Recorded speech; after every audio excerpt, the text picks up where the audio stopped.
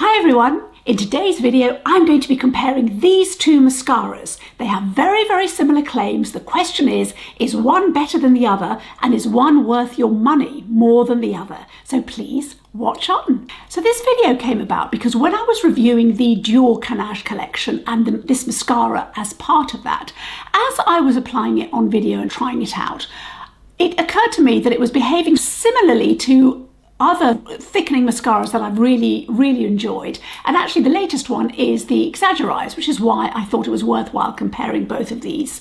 Now, mascara is such an important purchase, and it's so nice to have a mascara that's reliable and thickening and not clumping and all the things that we know we look for. So I thought it was worth doing. Now, to that end, in order to make sure that it's a fair fight, I need to tell you I've used the Dior 3 or 4 times, and this one is new straight out of the package because I had ordered one as part of the Sephora sale, but my Sephora order still hasn't arrived. So I ran out and got one. So it's a fair fight in the sense that this is good. I'm going to be using this straight out of the box. And this one, as I said, I've only used 3 or 4 times. So as good as new and brand new. So I think that's worth doing. Both mascaras make big claims in terms of volume. Dior says it increases volume by 440%. Charlotte Tilbury says our eyelashes are thickened by 9 times. Only Charlotte Tilbury says that we're going to have more curl, but both mascaras talk about separating, fanning, and no clumping. In terms of the claims, they're very similar. The formulas are different in that this has got polymers and this one's got panthenol in. However, it's all about the final effect. If the ingredients are worth having, it's to do with the actual benefits to us as the consumer. Both packaging is luxe. You get more product in the Charlotte Tilbury, but I'll sort of talk a bit about that a bit later. But both of them are intensely pigmented. Both of them are deep black, which is really lovely. Let's go on to the wear test. I won't have curled my lashes for the wear test, and I won't be wearing any eyeliner, so you can really see. I won't be wearing any eyeliner, top or bottom lashes, and just a little smidge of eyeshadow, actually just to smooth out the eyelids. So let's get on to the actual competition. So I'm starting with Diorshow on my right eye. Let's give it a go. Now, I've used this mascara for a few days, maybe 4 or 5 times probably, and it has performed very nicely. I can't say it hasn't, but that's really why I thought it really was worth doing the bake-off with Charlotte Tilbury. No clumps, lots of fanning, proper fanning. I mean, that's one very quick and easy coat. Let's put a bit more on to make it one good coat. Definitely lots of length, I would say, if you can see that. Let's put another coat on, and definitely no clumping. I mean, remember what we're looking for is extreme volume. I mean, they say 440% as we know, but just something that really looks very voluminous. I'm certainly getting the length, that's for sure. There might be a little bit of clumping here, but let's see, I'll wait for it to dry. But that's a lot of length. And it is fanning the lashes. I mean, they are saying they want to give us a fanned out look. I think we are getting a fanned out look. I think there's a bit of clump. But I'll wait for it to dry because it may just be easy enough to pick off. There's certainly a lot of, not so much drama, but a lot of lash going on. Let's try the Charlotte Tilbury now. Here it is. It's fresh out of the box.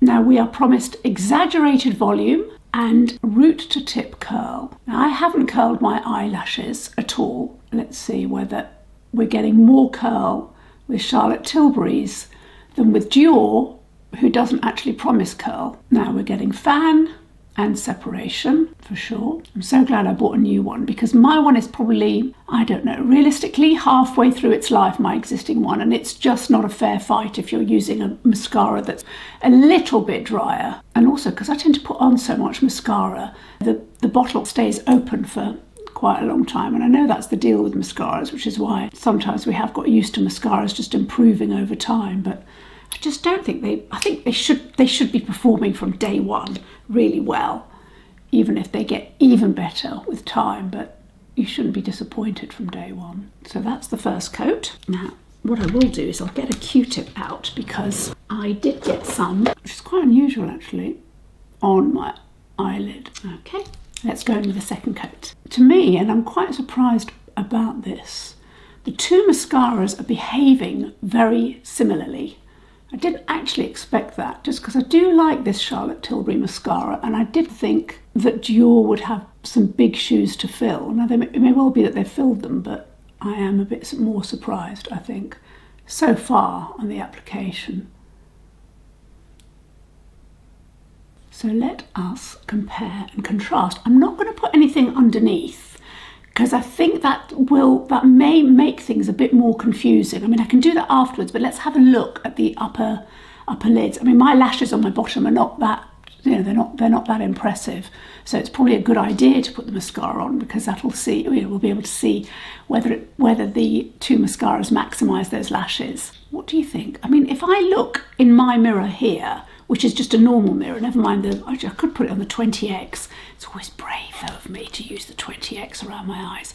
But if I just look in my normal mirror, I think what I see is two sets of fanned out lashes with volume but no real clumpiness. Not really. I mean, I have put two very good coats on, and this is the lashes on this side, on my left side, are slightly weaker than on my right. They're not quite as thick.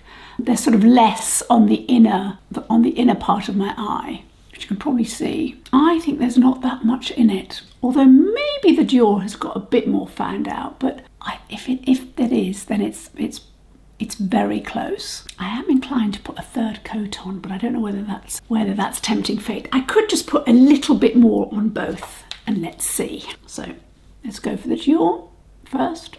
Just a little bit more. I mean, sometimes I do this. I don't know whether you do this, whereby I've done my mascara, and then I might give it another little go mid-afternoon if I'm going somewhere and I feel it needs a bit more of a zhuzh. Yeah, I think I've got a bit more out of it. Now let's put the Charlotte Tilbury.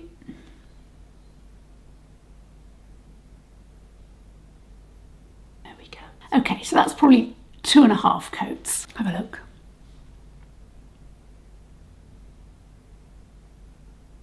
Should we try the bottom now? Let's try the bottom lashes. Now, ordinarily, I'd only use brown, really, from preference on my lower lashes.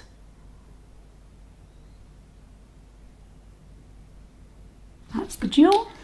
Let's try the Charlotte Tilbury.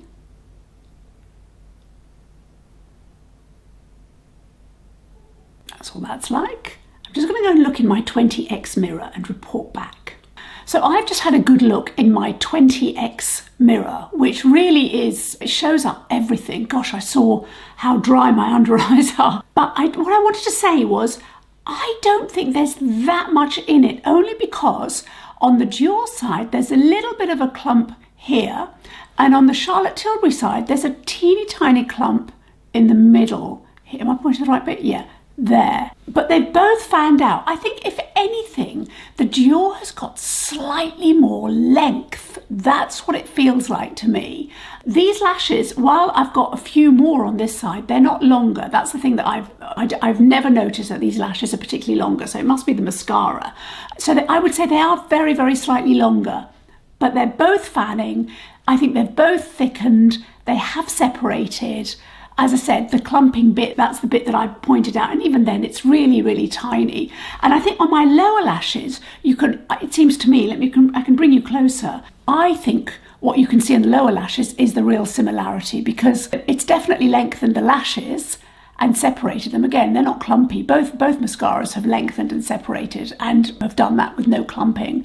And I think that it looks very, very equivalent. My eyes, to my eye anyway, they don't seem unevenly weighted one way or the other. So I think it's a very, very even match, but I would like to know what you think and what it looks like. It's because sometimes when you've put something on yourself, in a way, it's easy to focus on something that's a bit of a bias. But if I really look now, and I've got my mirror just underneath the camera, I can't see a mismatch, which is, in a way, I was expecting that, but I would like to know what you think. So let's have a look at how they compare in other ways. There is a price difference in that there is a volume difference with what you get, because the Dior is £35, $33, and for that you get 0.3 of a fluid ounce. and the Charlotte Tilbury is cheaper, so it's £28, $29, but you get 0.33 of a fluid ounce, so you get 10% more. So for less money, you get 10% more. That may or may not be important to you because it's in splitting hairs territory, really, for the price. The packaging is equally absolutely beautiful. Now, the Charlotte Tilbury has been around for a few months now, and I'm sure it's this beautiful Art Deco style hourglass effect glass bottle, which I have to tell you, it definitely helps the mascara last longer and not get really dry. So there's a lot of product in here. I know my first one lasted ages and ages, and then I can't remember, I bought something else and got busy with that, but it didn't dry out. It just didn't disappoint. It just kept going. Now this is it's now my third jar, because my second one, which is this one, is almost finished, and I didn't think it was a fair fight, so I wanted to open a new, sorry, that's my mascara pot. I wanted to open a new container of it for a fair fight with the Dior, which I have you probably used 3, maybe 4 times maximum. Now this is in a more traditional mascara tube, bullet, however, it is in the beautiful Canache packaging. So it depends what's important to you and whether that 10% for a little bit less money actually makes a difference. But in terms of the finish, I mean, I'm telling you that it doesn't, neither of these mascaras, for me, smudge or flake or do anything in humidity. They don't get sticky. There was something else that Charlotte Tilbury says, oh, it's sweat proof and flake proof. Okay, from a sweat proof point of view, I've worn both of these to the gym and I have sweated and they have been absolutely fine. So yes, I am vain enough to wear mascara to the gym. It's just the way it is. So I think they're remarkably similar, and I'm surprised in the defense of Dior, because I was ready to say, oh look, you see, Charlotte Tilbury's leading the pack, but they are very, very similar. So I do hope that that was of some help and was of some interest. So thank you for joining me. Please let me know down below what you think. Could you see a difference? And in fact, are these mascaras you're interested in? And if not, what's your favourite mascara? I would love to know what your favourite daily mascara is for either volume or thickness, depending on what your interest is and what your preference is, I suppose. So do let me know, and I look forward to hearing from you and hearing in the comments down below. Thank you so much for joining me as ever. If you haven't already, please consider subscribing. It means the world to me. And do give me a thumbs up. And thank you so much again. See you in the next video. Bye.